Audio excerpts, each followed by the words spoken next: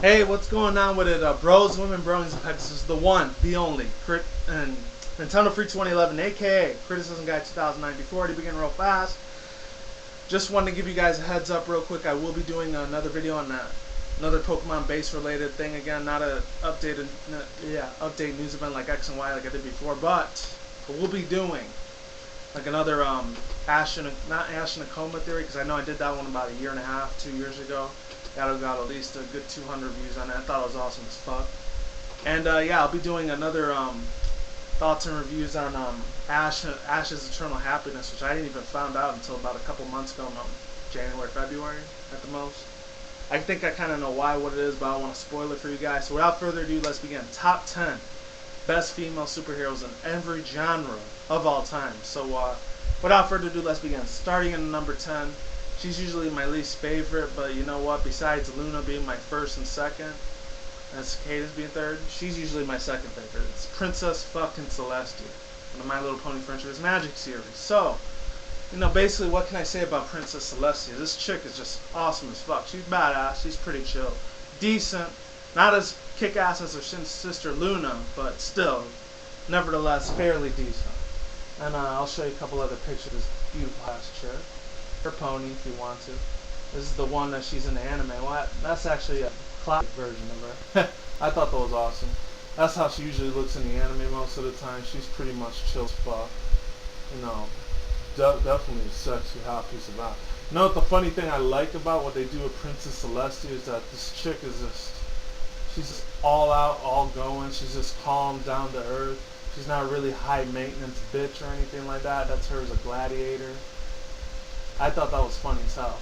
This is a little bit of a Tumblr page. Even though I don't like Tumblr shit, I read that on my rant, but I only use it for ponies and shit. There he is. So basically, that's hers in like one of the Guardian squad. I thought that was awesome as fuck. Whoever did that picture, shout out to you, whoever you are in this world. Let me see what his artist name. Actually, no, it's called Lawrenceston. I don't know. Other than that, rumors Lawrenceston. Shout out to that person. So basically, you know, she's down to earth. She's calm. She's kind. She's collected. And let me go get my drink real quick. Hold on. Alright, so anyways, yeah, I got my drink again. Other than that, you know, basically, you know, she's not like a high stuck-up maintenance bitch. You know, she cares about every pony in Equestria and Canterlot. You know, she's basically this high, holier-than-thou deity, like goddess that runs the whole world. Especially with a lot of people saying, oh, like, oh my Celestia. You know, basically. They're usually saying, oh my God, oh sweet Jesus, what's going on? You know, basically something crazy like that. And they usually refer to her most of the time. And she's the whole ruler of Equestria, so obviously she's hardcore. Even though Twilight's probably going to end up taking that title eventually, because, you know, obviously that's her faithful student, obviously. Other than that, hold on a sec. Yeah.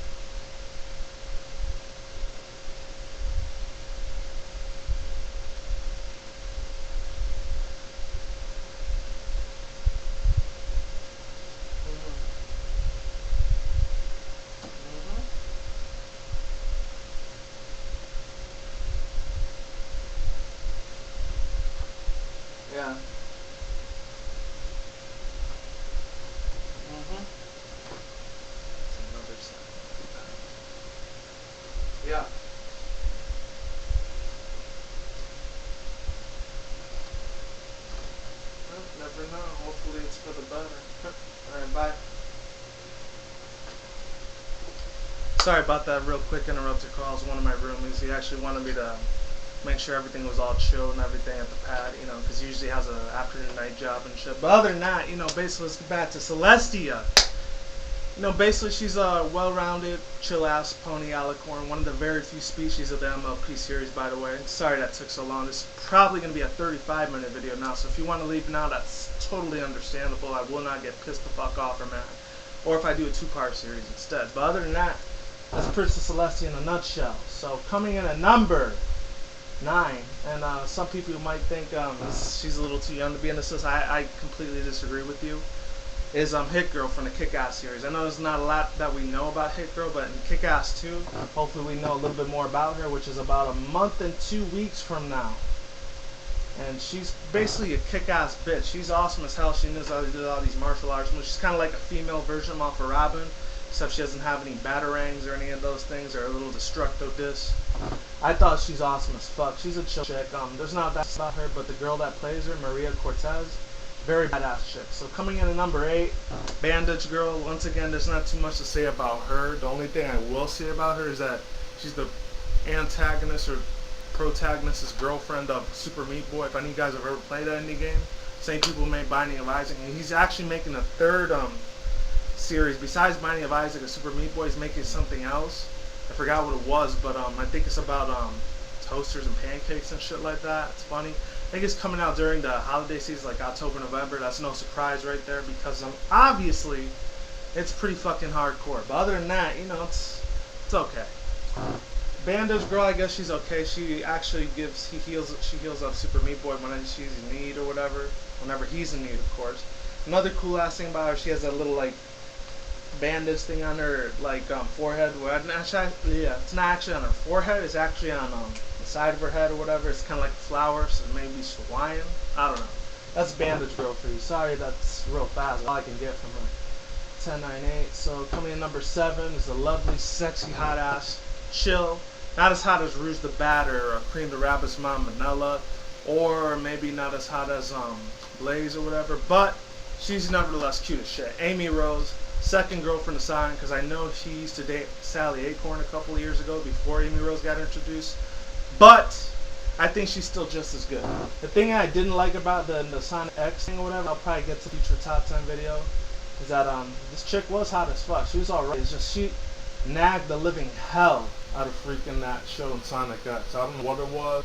It's just, it kind of pissed me off a little bit, you know, because Amy Rose was a boss. Like, literally, look how huge as fuck those fan art tits are. I know that's not her real thing, but it's awesome as fuck. You know, another thing I did like about Amy is that big giant fucking sledgehammer. She just smacked the living shit out of any enemy in her way.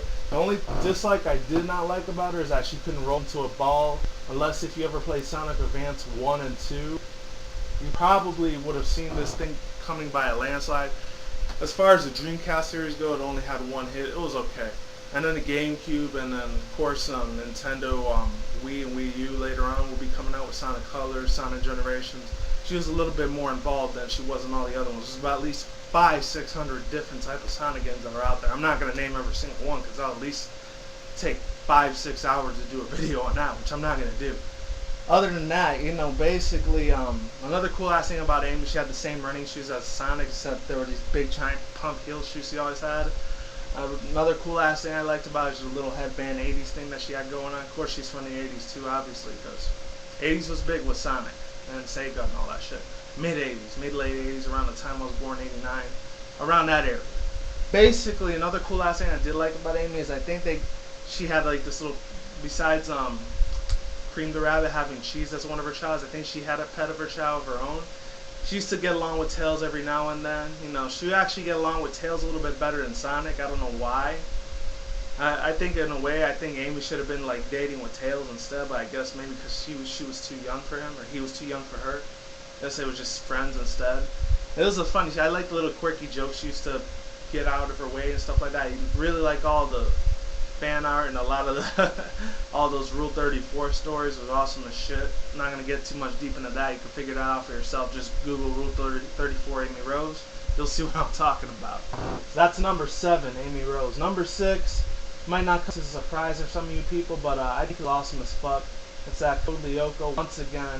fucking Idlita Stone. And thing I liked about Idlita Stone is that I like all the courageousness and courage that she used to give Jeremy and Code Lyoko. I said it about 3 or 4 times on this, like, not in this vlog, but on this channel, maybe once on my criticism guy. And she was super intellectual, super intelligent. She used to help out the gang, like Yumi and Ulrich on their missions. In the first season, she didn't have any superpowers, but for some reason, they gave her this. Jeremy gave her these new powers. It's called, one was energy field and the other one was energy ball. It was pretty fucking kick-ass. That was her in her little, like, flying form. He gave her wings to fly, so that way she would not fall into the digital sea and disappear forever. Another cool ass thing I liked about her, the funny little jokes she used to throw on the side, just like Amy Rose did. The only difference was she did it like once every in a blue moon. She didn't do it very much. She did it a couple times. And then she finds out who her father is, the one that like trapped her into that world, and Xana is the one that takes over everything. And then they finally defeat them once and for all. And there's the Code Lyoko Revolution, which I never got to see, but any of you guys out there have seen them, they could put in the comments down in the description box below, whatever you want to call it. And last but not least, the only other thing I did like about her is that she used to be really cool, Odd and Ulrich and all of them, and she had real super strength. She was the only one that was able to go into the activated towers and deactivate them from Xana. That was pretty fucking kick-ass. So that's number 6, Idlita. I was going to put her number 5, I decided to put someone else. And that's somebody else. I'm not sure if she was really the good one or not. That's not her. That's Idlita Life. That would be cool as fuck, though. It's fucking Jack and Daxter's Ashlyn. Now I'm not sure, I think in the second one, I'm not sure if she was the evil villain chick, or if she was the bad chick, or the good one. I think she used to help him out, Jack and Daxter, a lot, from the game series from Naughty Dog, of course. I'm surprised they ever made that Uncharted game, because that one was kind of crap. Unfortunately, Naughty Dog didn't improve after that, unfortunately. But if they ever do make a remake of Jack, hopefully she looks hot as fuck like that. Another cool ass thing I really like about this Catwoman is that she has her own guns, her little weapons, her little pocket guns and everything. She's kind of like a female version, a female elf version of like the Joker, except the only difference is she doesn't laugh all crazy and stab the living shit out of people like he does. But he's awesome as fuck too. I like the Heath Ledger one a lot more. Rest in peace to the dude, of course.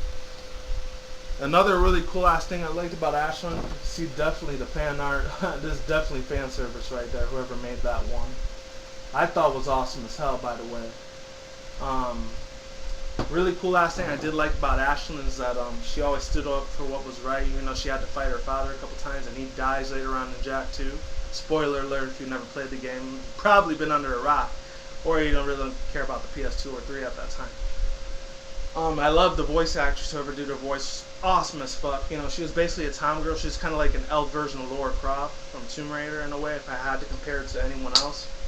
She had a lot of really good driving skills and all that shit, so she was basically a getaway chick. Awesome as fuck.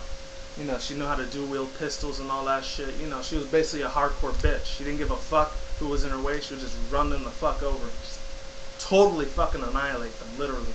And that's what I liked about Ashley. She's number 5. Number 4, I'm going to get a little bit into number 4. You should know her as the Teen Titans best fucking chick ever. Played by Miss Tara Strong herself, Raven. The child of fucking darkness, obviously. But, and then of course she's the child of, and the daughter of that evil, like, devil demon thing. It's called Trigon or something like that. And Triton or Trigon, I don't know. Basically, you know, she was an awesome badass chick. She knew all these superpowers, like, once you say her little spell real quick, let's say, in a second, she's awesome as shit, obviously. She used to say Azarath, Methodion, Synthos, and then everything would just fly off into the air and just burn, annihilate, and just smack the living shit out of any enemy that she was fighting with the Titans with, you know, of course, Robin, Starfire, Beast Boy, and Cyborg, and all that shit. I know there was a couple episodes she did with Beast Boy most of the time, and a few with Cyborg. I think the only two she really got along with the most was Robin and Cyborg. She didn't care too much for Beast Boy or Starfire that much. I don't know why. I guess it was true, I guess.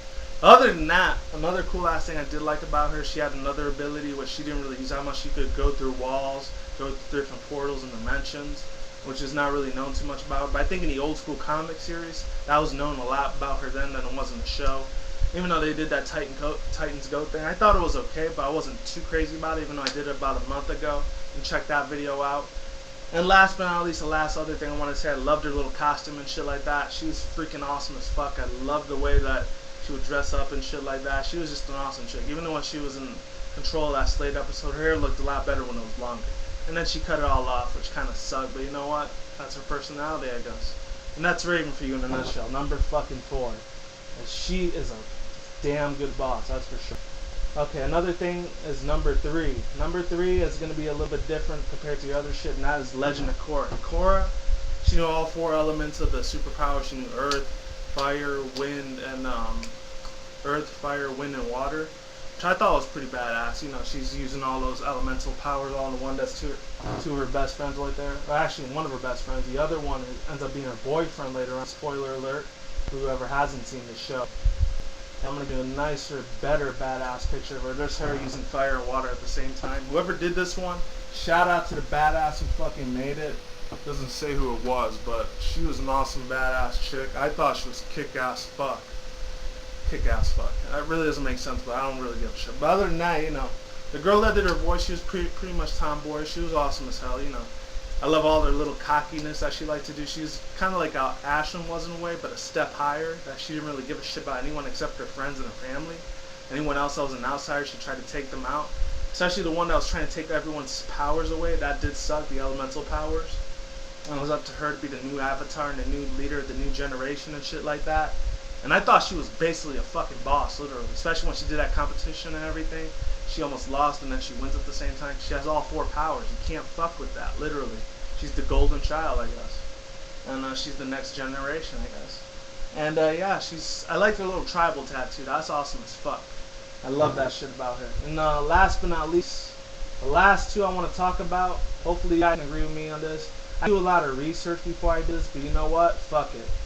And that is Sailor Moon's one and only Miss Sailor Saturn. I was going to do Sailor Mars. Sailor Saturn, I was going to do her, but decided to leave her on behind because I think she was a lesbian with Sailor Uranus. I don't know. Or Sailor Jupiter. I always forget. Mars, Saturn, Uranus, Jupiter, it is what it is. Basically, the thing about coolness about Sailor Saturn, she had a cool, calm personality, but sometimes she would have a fiery diva personality like Rarity and Zoe Trent from Little's Pet Shop and My Little Pony Friendship's Magic, of course.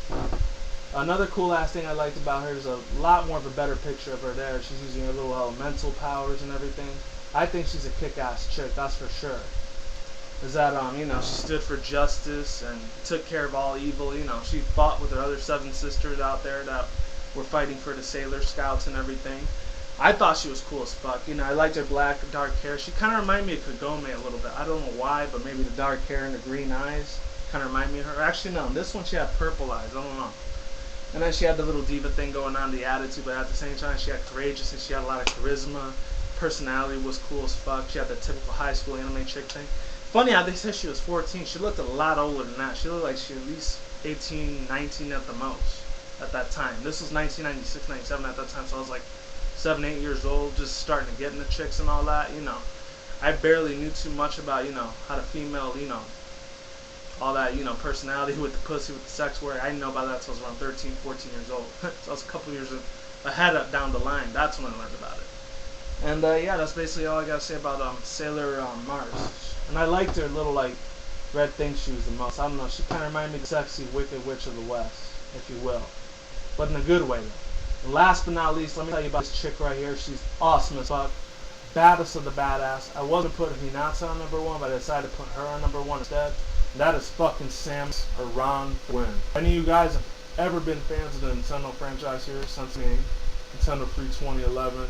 The thing I loved about freaking Samus Aran is that she was an awesome chick. Nobody even knew she was a chick in the old school days in the Super Nintendo and Game Boy Color days, because not until the end we found out after she defeated I don't know if it was Ridley or that other one that she defeated. She ends up taking off her helmet and we're like, holy fucking shit. Everyone was probably shocked out of their fucking mind to find out I was a girl the whole time. Basically, another cool ass thing I liked about her is her little I forgot what it was called, like universe cannon or something. I know in the Super Smash Brothers Brawl she uses this final attack. She actually uses 2 of them. She uses this attack and then she uses something else. I know she used that little shockwave ball, the one that she spins into a destructor disc, like that. That's cool as fuck. Another cool ass thing like that, I liked her little electrical laser whip, where you could just get off on the stage and go back on it. It's just fucking awesome. I loved her little athletic abilities. You know, she was basically a force to be fucking reckoned with, in a nutshell. And last but not least, I really loved about her and the most, and a lot of other guys probably did. Best picture on there is that she was another hot ass blonde chick. And you know, I'm not into really blonde chicks, but if I had to choose, I probably would have chose her. That's damn fucking sure the damn truth. And yeah, you know, everything about her is awesome as fuck. I liked her little laser. I liked her little hand-to-hand combat, her stun gun when she was in their Zero Suit Samus form like that. Awesome as fuck. I won't even lie to you. Back in my middle school years, I used to jerk the shit off to that thing.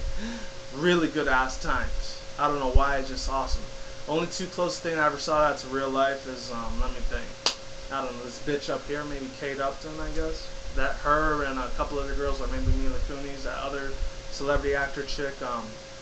Forgot what her name was. I'm trying to remember her name. It wasn't Emma Stone, but it was another chick that was like her. Fuck. I forgot what her name was, but she was awesome as fuck too. The one that did the House Bunny movie, and she's gonna be doing that other movie she voiced as the Croods. I forgot who it was, but she was awesome as fuck. Anna Faris. That's the only two other things I can compare to Samus Aran. Yeah, you know, she had good athletic skills, ability. She liked Pikachu a lot. I don't know why, but in the fanfic she was really into Pikachu. But like I always say, that's it for the top 10 greatest female chicks of all genres of all time. So like I always say, like, comment, subscribe. Peace out, bros, women, bronies, pegasisters. I will see you when I see you. Have a good day, have a good night, wherever you're out and around the world. Don't drink and smoke weed at the same time. Don't do anything reckless. And like I always say, you guys take it easy, have a good one, and I'll see you soon, alright? Peace out, later, YouTube, and you take care. I'm out.